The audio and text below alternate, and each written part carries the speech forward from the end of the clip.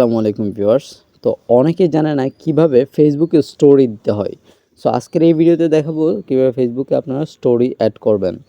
তো ফেসবুকে স্টোরি দেওয়ার জন্য প্রথমে আপনারা ফেসবুকে চলে আসবেন। আপনার পেজ থেকেও ঠিক সেম প্রসেস এবং প্রোফাইল থেকেও ঠিক সেম প্রসেস। তো আসার পরে আপনারা এখান থেকে প্লাস আইকন যে দেখতে পাচ্ছেন, এই প্লাস আইকনে ক্লিক করে দেন আপনি এখান থেকে স্টোরি অপশনের মধ্যে একটা ক্লিক করবেন। স্টোরিতে ক্লিক করার পর বন্ধুরা এবার আপনি এখান থেকে যে কোনো একটা চয়েস পিক করে নেবেন।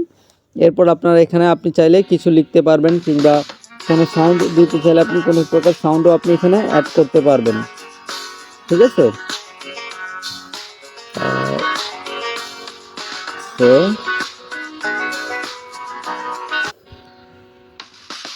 আপনি যদি সাউন্ড দিতে না চান সেক্ষেত্রে সাউন্ড ছাড়াও আপনি কী করতে পারবেন, অ্যাড করতে পারবেন।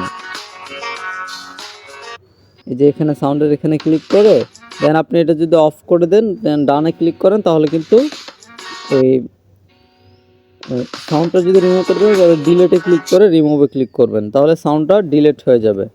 আপনি যদি কোনো প্রকার সাউন্ড ছাড়া স্টোরি দিতে চান আর যদি সাউন্ড অ্যাড করতে চান তাহলে সাউন্ডে ক্লিক করবেন।